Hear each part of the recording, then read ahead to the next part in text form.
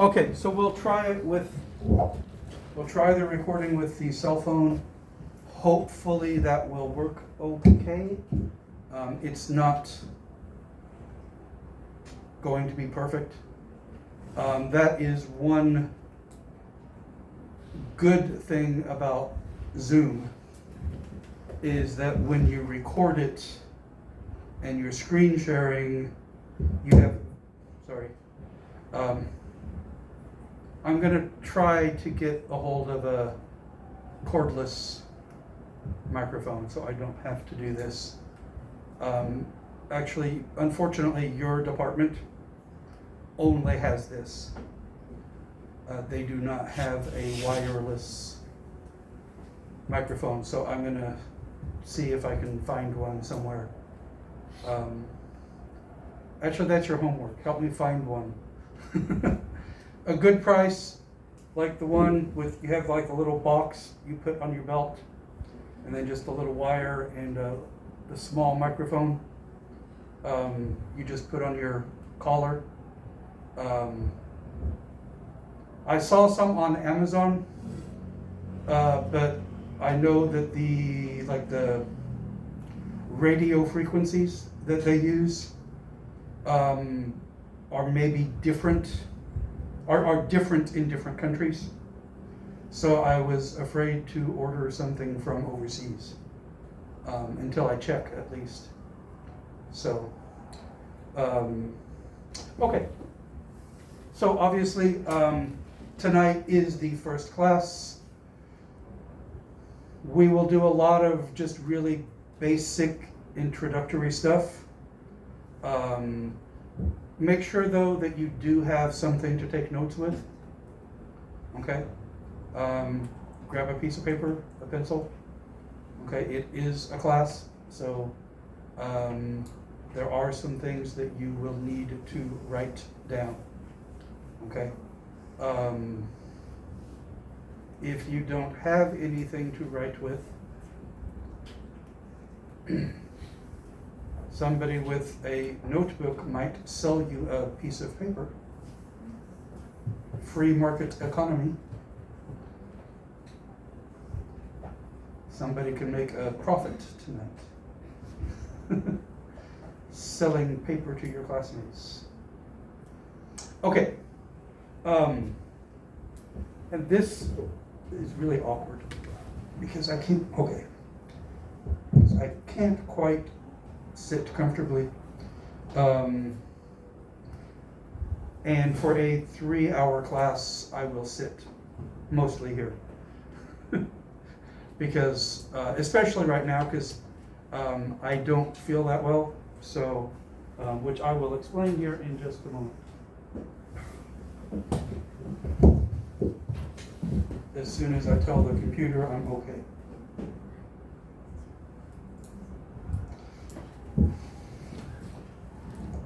Yeah, as I was saying anyway, on Zoom it's really easy to record and you get a very clear image of the PowerPoint, and if you use the whiteboard function on Zoom, that's also very clear.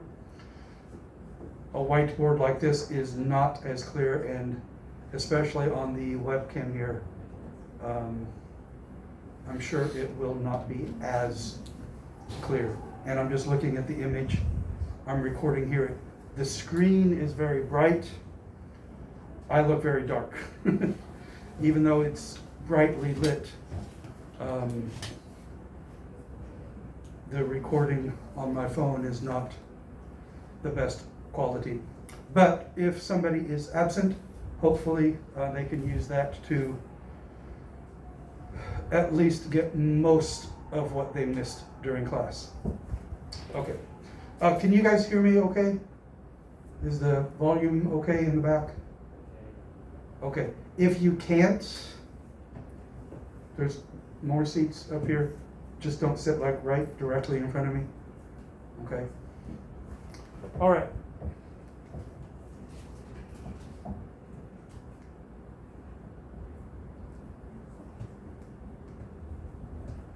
I don't know why that's not working.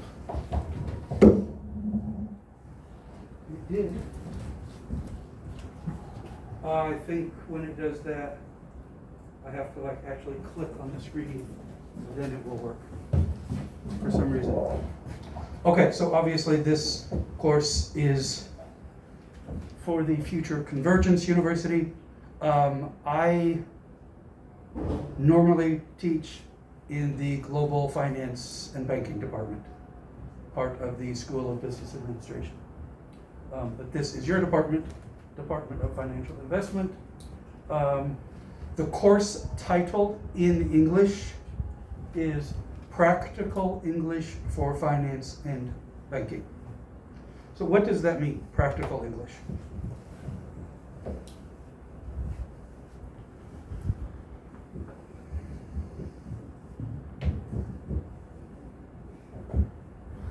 Practical is something that you actually use. It's like practical application, common usage, real life stuff. This is not an economics class. This is not a theory class. This is not microeconomics, macroeconomics, investments, anything like that. Okay? I'm not teaching you banking or finance or investment. I'm teaching you some practical banking examples and a lot of vocabulary and common expressions in English. Okay? So if you're expecting, financial theories, this is not that class. Okay? Some of it will be very basic material. There will be a lot of vocabulary, a lot of some very, very basic things, but also things that are very important to get right. And things that I have seen from living here in Korea, things that bank tellers, customer service people for banks or airlines or other companies, cashiers at stores. I've seen, we'll talk about some things, we'll cover some things that people have trouble with. They're very simple in English, but going from Korean to English may be not so simple. Okay?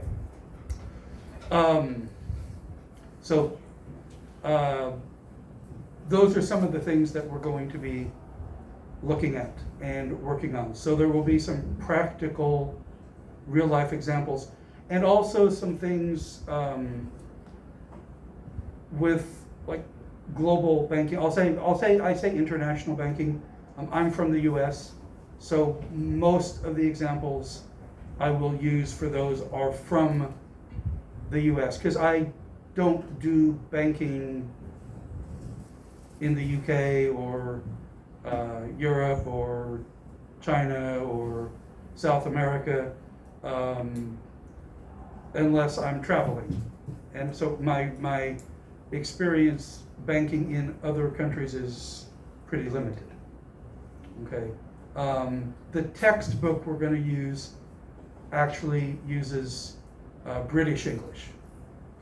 So you'll see a few examples there where there are some differences between American and British English and between American and British financial terms, banking terms. Okay? All right. So, like I said, for the last 2.5 years, I have been teaching completely 100% online. Have any of you had face-to-face classes in the last 2.5 years? I know last semester, I think some professors did face-to-face classes. Did you have any? Everything online? Okay, so is this your first face-to-face class? Since COVID, I mean? Yeah? Okay, all right, well, welcome back to a classroom. Obviously, it's not quite back to normal, but we're kind of halfway normal. Obviously, these little dividers and these masks make it obvious that we are not quite back to normal. We're actually far from normal, but we will do what we have to do. Okay. And of course, that is all because of this thing. What is this thing?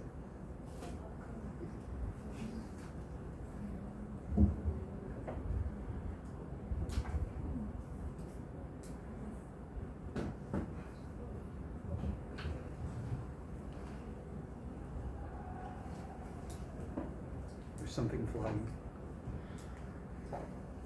What is this thing? A virus, yes, a virus. And actually, for the past 2.5 years, I was successful in avoiding catching the virus. We'd say you catch a virus, or you get a virus. For 2.5 years, I was successful in avoiding it, and that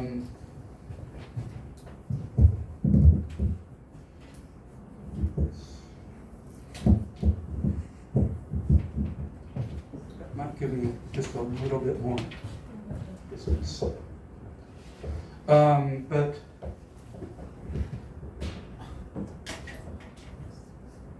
nope. It's getting caught.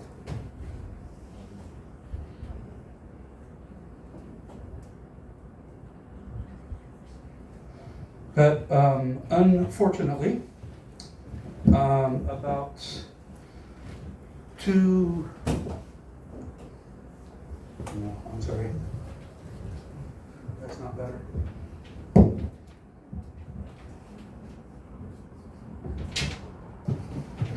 Oh.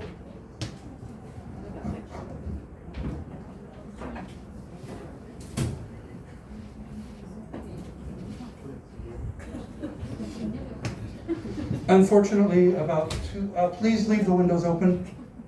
Please leave the windows open for ventilation. Open, please. Thank you.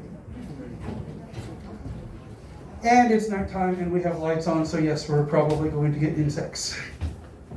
Are those windows in the back open? Are they open?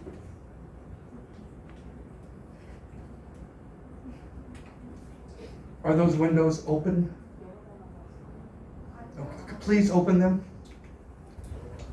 If they're not, they look like they're closed from here.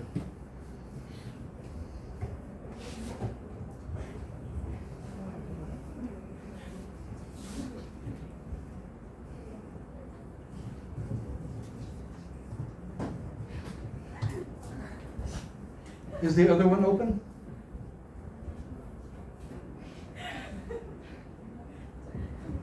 It won't open? Okay, they were supposed to fix those. Okay, as I was saying, for the past 2.5 years, I was successful in avoiding COVID, but unfortunately, about 2 weeks ago, I tested positive for COVID for the first time. Fortunately, I did not have any severe symptoms. I did not have difficulty breathing. I didn't feel dizzy. I know some of my friends had like really severe cough. I had a fairly high fever when it started, and sore throat, and some coughing, but not severe. But I do have some other medical conditions, and I'm older and overweight. So I did persuade the doctor to prescribe the Paxlovid, which is the Pfizer COVID medication. But you take that for 5 days. So like I said, I didn't have severe symptoms, but I felt really bad. But then after that time, I still had a fever basically every day. And then my head was feeling a lot worse because I had a lot of congestion,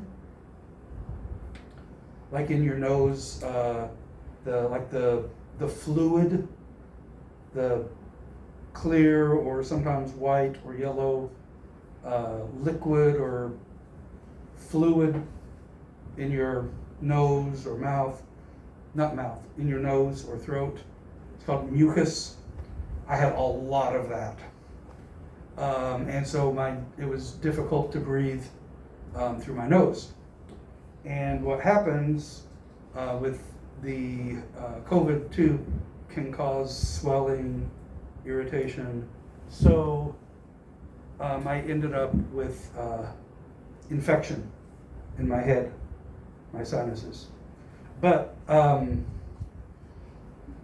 like I said, I didn't have severe symptoms. My oxygen level was okay.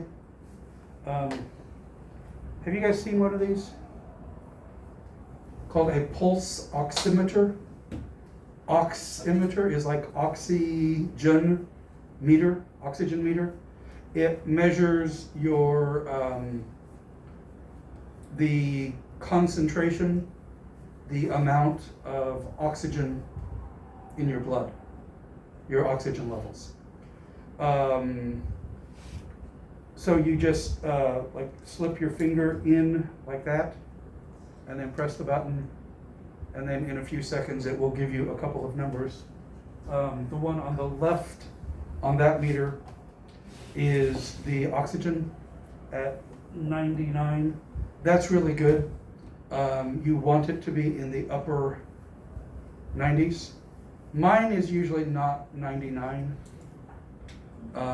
Mine is usually 96, 97, which I guess technically is a little bit low.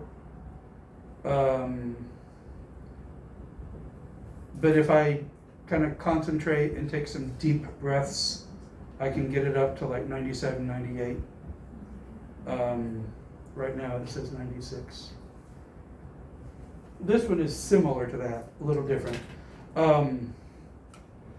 But if you don't have one of these, buy one. You should have one of these at home.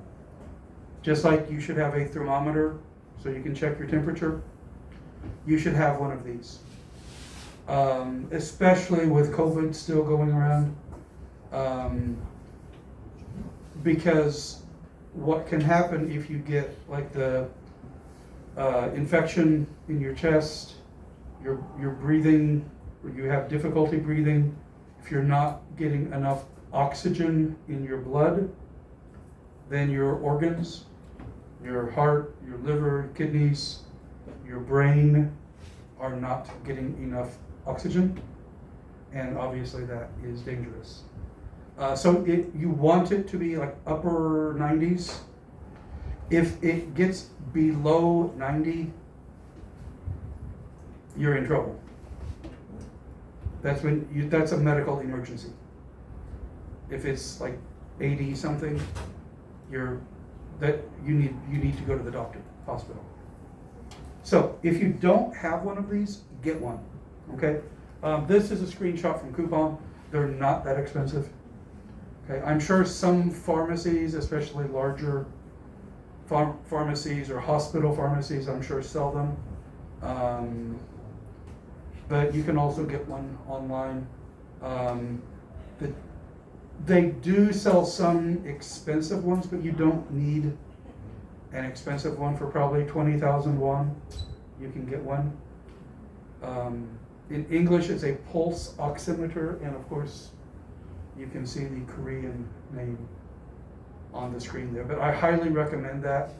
That way, if you do get sick, you can kind of monitor yourself or family members very easily, just to kind of see if you're doing okay, or are you getting in trouble, okay? And you might think, oh, I've already had COVID, so it's okay. Unfortunately, you can get reinfected with COVID more than once or twice, or you can actually get it several times. So unfortunately, with the new variant now, it really doesn't matter that much if you have been vaccinated or have a previous infection. You can still get infected again. Now, if you've been vaccinated or you've got previous infection,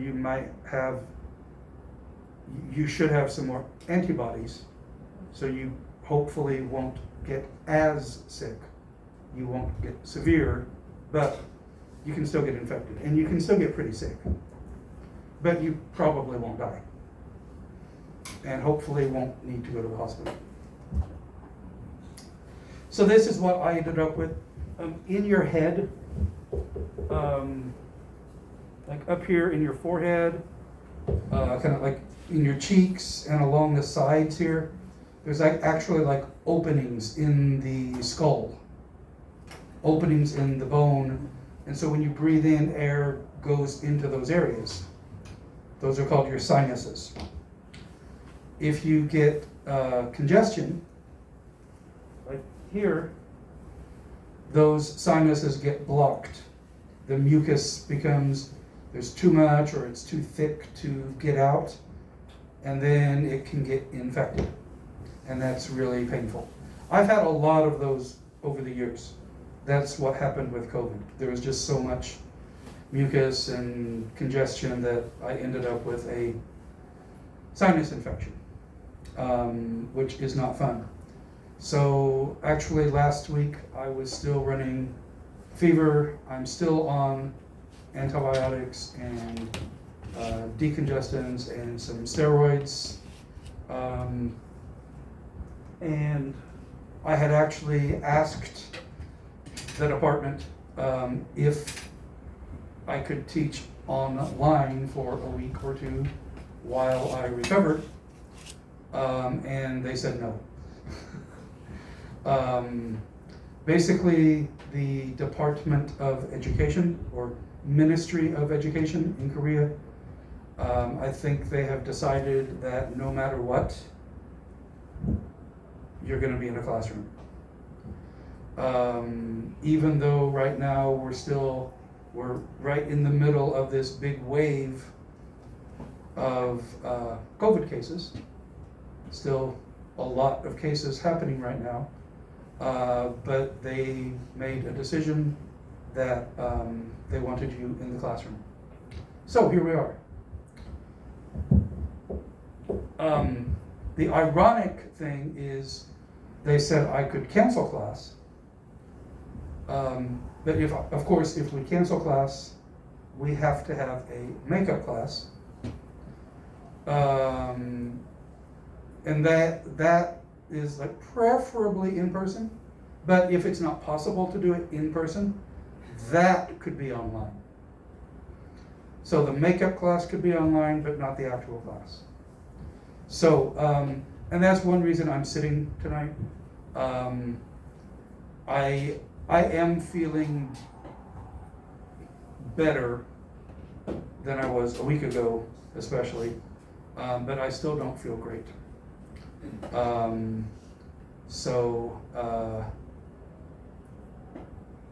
But I didn't want to try to cancel class and have a make-up class later in the semester, because that's even more stressful.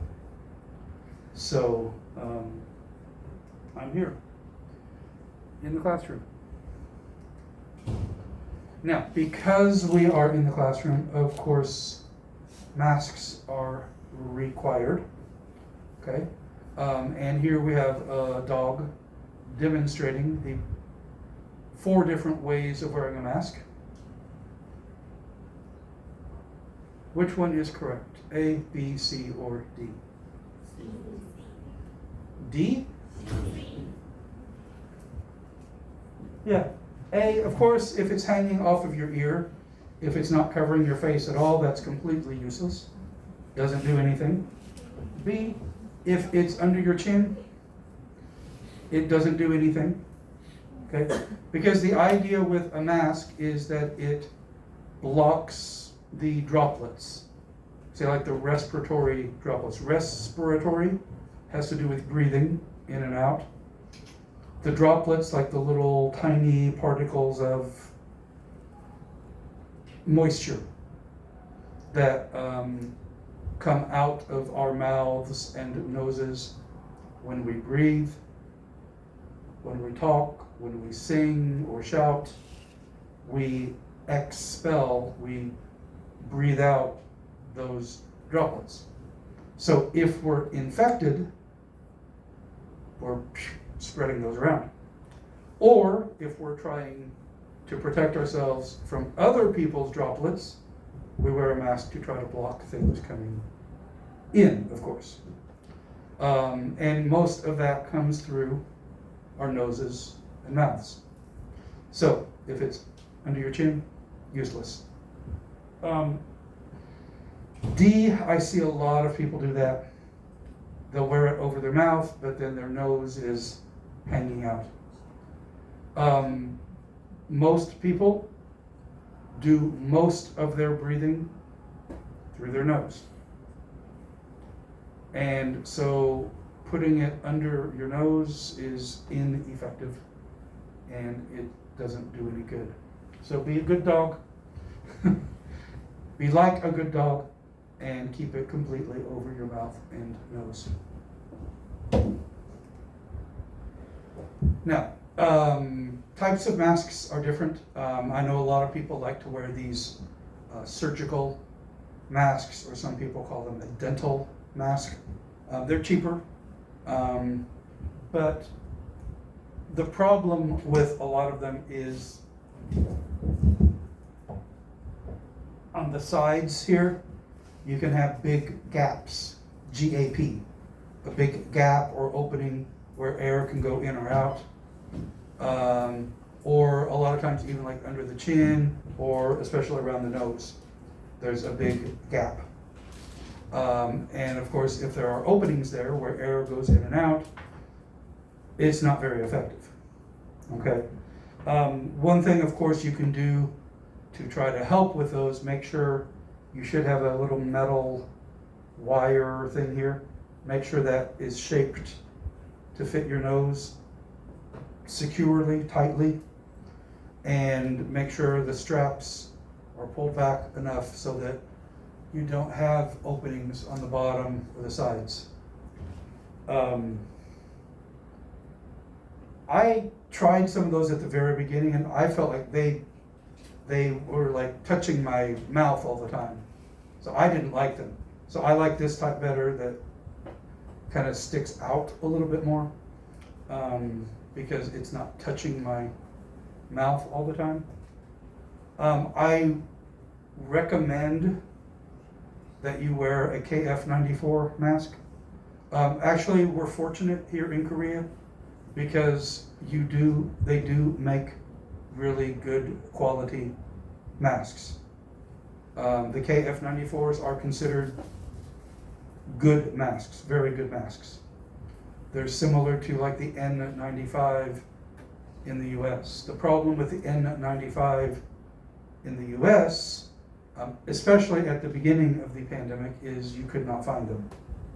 They were not available. Even hospitals did not have enough of them.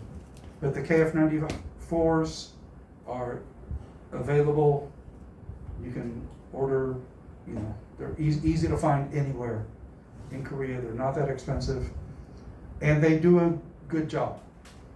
Now, are they perfect? Of course not. No masks are perfect. I was trying to be as careful as I could. I was wearing a mask. I was staying away from people mostly. I wasn't eating in restaurants when there were other people there. I mostly didn't even eat inside unless it was like empty. But I still got infected somehow. I've tried to figure out when, where, I don't know. I'm not sure. There was no like obvious event. If anybody needs, I've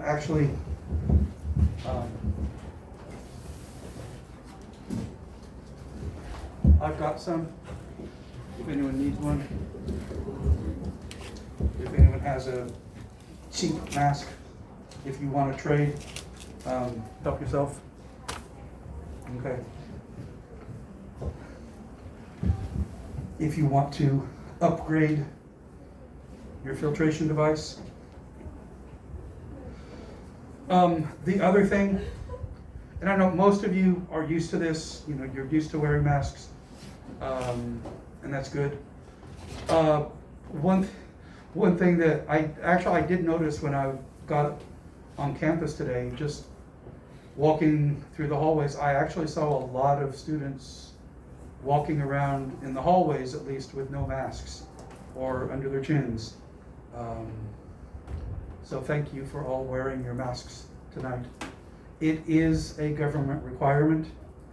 It is a guideline requirement, I guess. I don't think you'll go to jail, but but they are required. Obviously, I don't want to wear a mask teaching because I'm talking, and that means I'm getting a lot of hot air inside my mask, and so it's not very comfortable.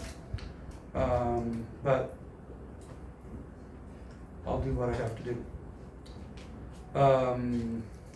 Also, as far as students go, especially in a foreign language, it helps to be able to see the speaker's mouth and facial expressions to help with listening and pronunciation and enunciation. Unfortunately, with a mask on my face, you can't see that. That was one thing I liked on Zoom. At least students could still see my face. Not that I have a beautiful face, but for listening and pronunciation, it's helpful to see the speaker's face. We don't have that right now. When you're wearing a mask, if you have to cough or sneeze, keep your mask on. That's why you're wearing it. Because when you cough or sneeze, you shoot out a lot of those respiratory droplets at high speed. I have seen so many people. They'll pull their mask down and then cough, and then put their mask back on. That's a mosquito, I think. That's stupid. Don't do that. Okay, that's why you're wearing a mask, is to block the air from coughs and sneezes. Or I've seen people pull their mask down and sneeze and then put their mask back on. Don't do that. Okay? Because then you're just spraying your germs everywhere. It's whether you have COVID or not, that's disgusting. Okay, so please don't do that. So if you have to sneeze, what I actually do is I'll like put my hand here and just like hold my mask in place to make sure it doesn't come out around the sides. Now, the inside of your mask will be kind of disgusting then. So you might want to change your mask after that. But that's better than spraying the room with your sneeze. Okay? So, if you take your mask off to sneeze, I won't be happy with you. Okay? You'll see me, I will give you a look that is not happy. Okay. All right. So make sure you wear a well-fitting mask, good quality mask. I've gotten, that's one style, like the 3 sections. I've gotten, so I like the ones like this with the center, the fold in the center. They just fit my face a little bit better. So try, if you haven't found one that you really like, try a few different brands. That's what I did. Try a few different brands or styles and see what fits you the best. Okay, to give you hopefully comfortable, reasonably comfortable, and good seal. So you don't want air coming out around the sides, around your nose. Okay. So, it's a virus. But what exactly is it called? Let's do a little vocabulary tonight. Because you might think, well, John, this isn't finance, banking, practical English. Well, it is actually. Because this thing has cost the world billions of dollars in medical expenses, lost revenue, lost jobs, shutdowns. Some industries, travel, tourism, hospitality, have lost billions of dollars because of this. So it's worth talking about. Other industries have made a lot of money. How many masks did you buy before COVID? I had a few for yellow dust. You know, for when, like high pollution days, I had a few. I had some. I rarely wore them, except on like really, really, really bad days. Now I have boxes, I have hundreds of them.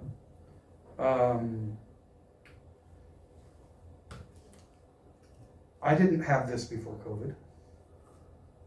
I had a thermometer, that's pretty common, but I didn't have a pulse oximeter. Now I have a couple of them. The manufacturers of the test kits, they're making money. Medical supply companies have made a lot of money. Drug companies have made a lot of money. So it is relevant to finance, to financial stuff. There's the financial impacts of COVID have been huge and still are. So what do we call this thing?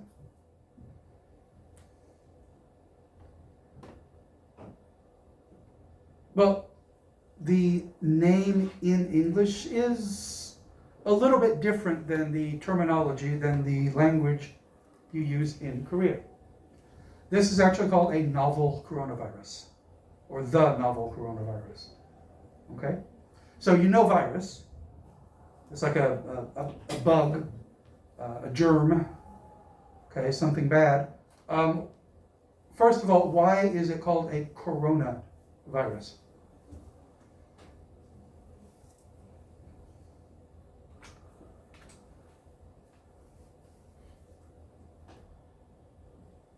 Anybody? Why is it called a coronavirus?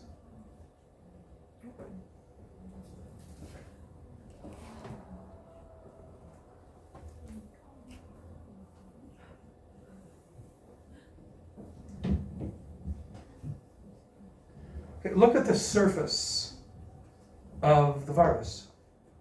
This is a very sharp image, I think, taken with an electron microscope.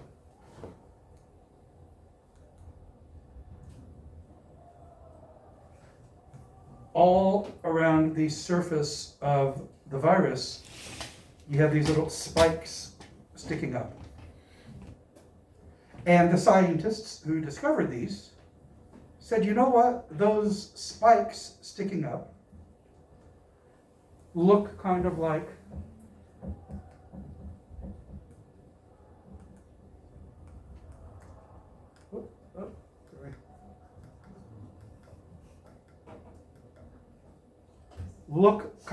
these spikes on a crown. And the word corona means crown in Latin. So basically it's a crown-shaped virus. Just like these spikes here on the crown, or on these crowns, those spikes sticking up kind of look like the coronavirus, or the coronavirus looks kind of like the crowns, that shape. So that's why it's a coronavirus, because of the shape, just the appearance. What does novel mean?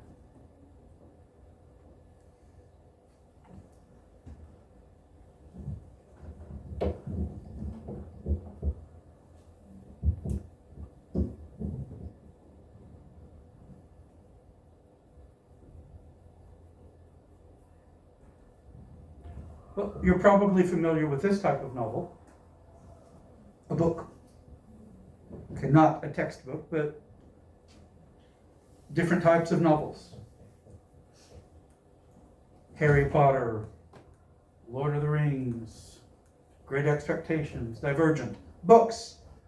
All different types of novels. Fiction, non-fiction, historical, romance, fantasy, science fiction. Novels, books. But this isn't a book virus. That's not what it means. In this usage, the word novel means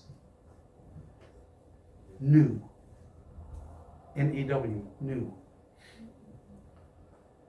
And we use that in conversation sometimes. If somebody has a new idea, like an invention or a way of thinking, we might say, oh, that's a novel idea. It's a novel idea. Or maybe they find a solution to a problem that nobody's really thought of before. I say, oh, that's a novel solution. Or a new way of doing something, an approach. That's a novel approach. I wouldn't have thought of that.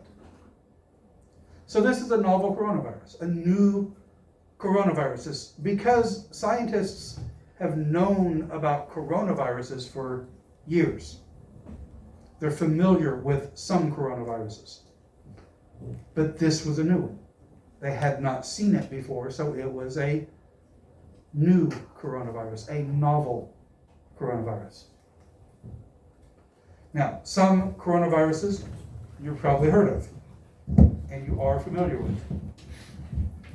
Now, this table shows shows the disease causing pathogen. The pathogen is the virus. Okay, the bad thing that makes you sick. And then the disease is at the top. So, and all of these are coronaviruses. They all have that similar shape. Influenza virus. I know you're familiar with influenza. That's a coronavirus. The disease it causes is the flu. In America, we just say, I have the flu, or I got the flu. You could also say influenza, but actually we don't really say that. The virus is influenza, but you would say, I got the flu, or I have the flu. When you get a vaccination for influenza, it's a shot. We just call that a flu shot. We don't call it we don't say I got an influenza vaccination. You could say a flu vaccine, but we usually just say a flu shot. Okay? SARS. Severe, acute, respiratory breathing syndrome. Syndrome is like a group of symptoms, a disease, basically. The virus is the SARS-CoV virus. CoV, coronavirus. And then I'm sure you've heard of MERS, Middle East respiratory syndrome. The RS here and here is the same, respiratory syndrome. It's caused by the MERS-CoV, the MERS coronavirus. And then, of course, we have,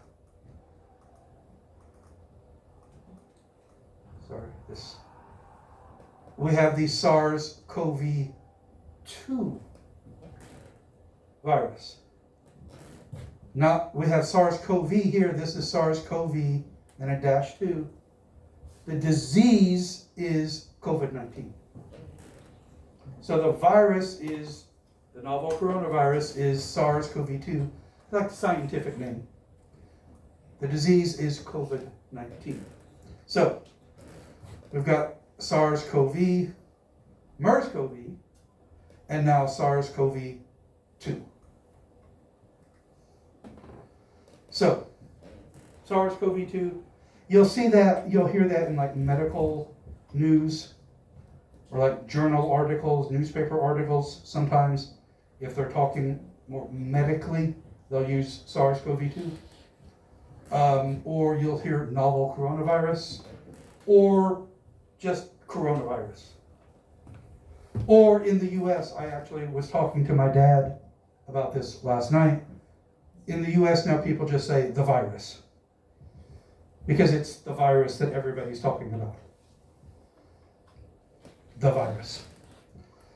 The disease is COVID-19. So what does COVID-19 mean? Where does that come from? Co comes from corona. VI for virus. D, disease.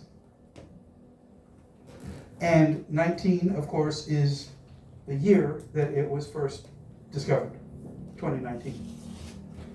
So COVID-19 means coronavirus disease. 19, from 2019. Now in Korea, you don't really say COVID-19. Not that I've heard. On signs and things, sometimes they'll say Corona-19, or just simply Corona is the most common name here. However, if you go to another country, you talk to people in English from other places, if you say Corona, they'll understand, but that's not the language they would use. In the US, at least, you would hear coronavirus or just the virus. Okay? Another kind of nickname we have for it in the US is just the Rona, short for Corona. But this is very, very informal, casual, almost like in jokes or something. It's like, oh, is that you, Rona? Okay, or I hope I don't catch the Rona. But you will not see that in newspapers, magazines, news reports, anything official. It's kind of like slang, basically. Okay, so correct language in English, novel coronavirus or just coronavirus. SARS-CoV-2 if you're looking at like medical information. And the disease, COVID-19, or more commonly, just COVID. Okay? And of course, there are different versions of COVID. We call variants. We had alpha, beta, gamma. Didn't hear much about those. They weren't that serious. They didn't spread that much. But Delta, that was a big one. About a year ago here, had the Delta wave, and it was very deadly, very severe version of COVID. Some others that didn't get a lot of attention, Epsilon Zeta, I guess they existed, but the scientists probably used them, but they weren't serious. They weren't widespread. Until we got to, I remember hearing about Mu. They were worried about it for a while. I don't think it became that serious. Not huge anyway. But then the next letter was Nu. Nu. They skipped that letter because it sounds like the word new, N-E-W. So you wouldn't want to have the new coronavirus. It would be confusing because it sounds like a common word.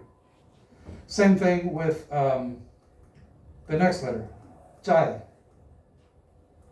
Sometimes my pointer works, sometimes it doesn't. Jai. In English, the English spelling of it is X-I, which is the same spelling as a common family name in China.